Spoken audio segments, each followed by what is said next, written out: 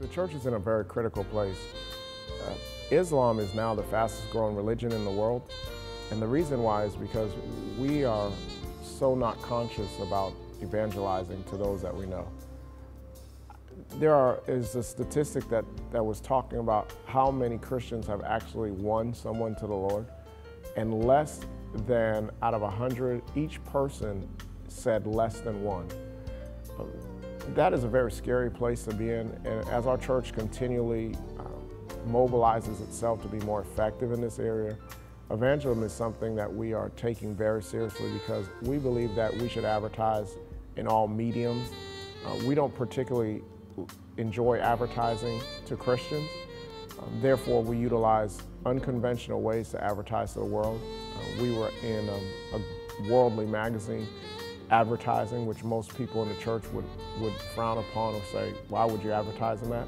Because we understood that the readers that are reading it will never come to the four walls of our church. We partner with great organization 94.5, and they're having a big concert here, and I won't say the name, but they're having a rap artist, not a gospel artist, who will draw thousands upon thousands of people. Our church has invested money to be a sponsor for a booth so that we can minister to those that are at that concert. If we don't go out into the field, then we'll never get the harvest that's out there.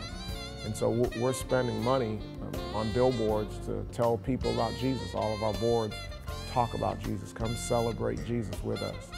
Our radio ads and on secular stations talk about Christ and coming to church and following and finding Him.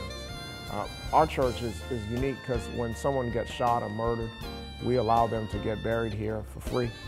And why do we do that? Because we understand the harvest of people that are coming for the funeral far outweighs the little fee that you can charge them to come into your facility.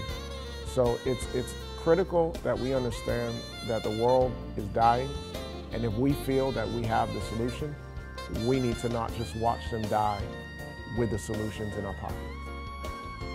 Our gas giveaway has been covered by all media outlets. It's something that our church is kind of known by it now. Just being able to provide free gas to people who I was out there talking to. I personally had the opportunity to hear the testimonies of people who were angry at God. And just some gas got them to realize maybe God hasn't forgotten about me. Maybe God does care about me. I've talked to young ladies that were at the gas giveaway that were so abused by just past relationships that they couldn't believe that a church was helping them in their time of need. I really enjoy that. One of the ones that we love is the $200 blessing, knocking on someone's door, surprising them with $200 from the Kingdom Church. I mean, that just does wonders to the heart, to the soul. Someone who's just unexpected, but just is falling short because of hard times, receiving $200 to help them move forward in their life. Those are the two highest highlights of the evangelistic outreaches that we do that I enjoy the most. Hey, church family, how you doing this morning? This is Elder Jonathan. We're here in Kissimmee, Florida this morning. We're about to approach our first winner of the $200 gift from your tithes and offering. Here we go.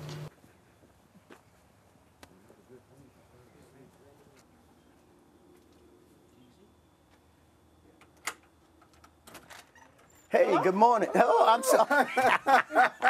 How you doing? It's Elder Jonathan with the Kingdom Church.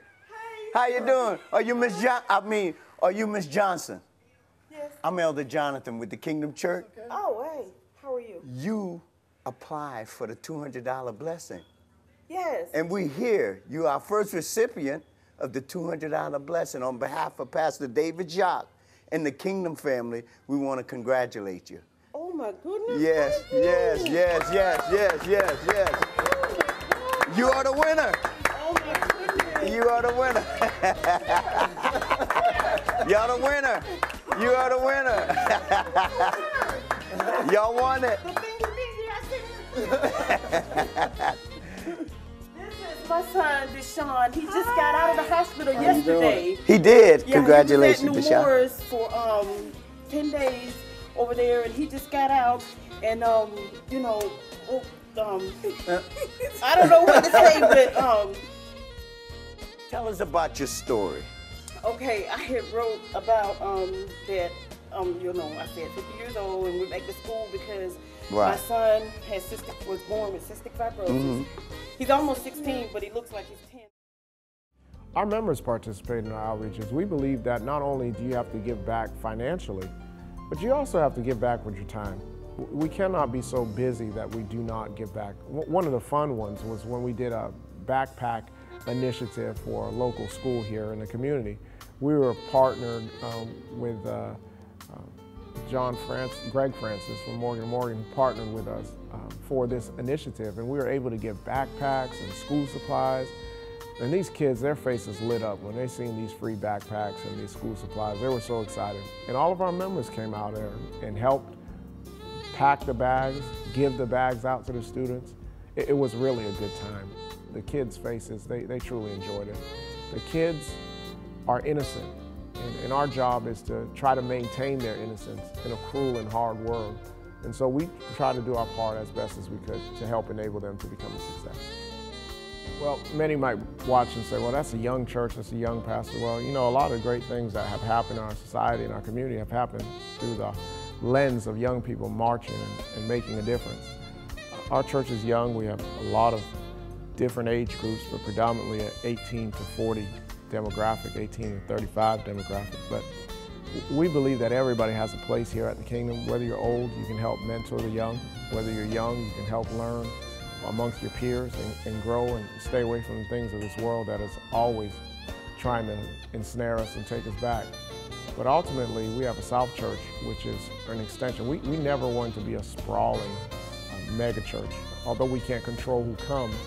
But my desire always was, once we get to 800 people, start another ministry. Funny thing, when I was a kid, that was the epitome of what I thought God was going to bless us with, was by the time I'm 60, would have 800 people. But God did that in a short span of time. But our desire is to build community. South Church is located right there in South Orlando. It's a new church, new baby, just only a few months old, and it's doing very well. We just encourage you not just to gauge church by sermon experience alone, but by all the things, the totality of the ministry and the history of the ministry. In 4.5 years, God has blessed us to do some great things, and believe you me, I don't believe it's by my own doing. I know it's by the grace of God. It's by loving family and a great support system that makes our church what it is today. If you're watching this documentary or this vision part, I want to encourage you to consider visiting the Kingdom Church on a Sunday or even on a Wednesday at any of our locations.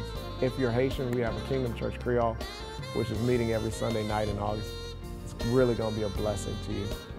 We have several pastors that run the campuses, and they're anointed men of God, and we believe that they'll be a blessing to your family.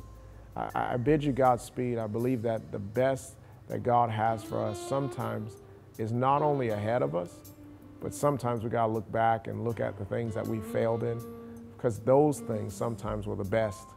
And although we don't understand them being the best when we fail at them, in our future, those things in our yesterday help teach us a lot and propel us in the future. I thank you for taking the time to watch this and to learn a little bit more about the Kingdom and a little bit more about this young pastor. I pray that we'll see you real soon. Until we meet again, we bid you Godspeed.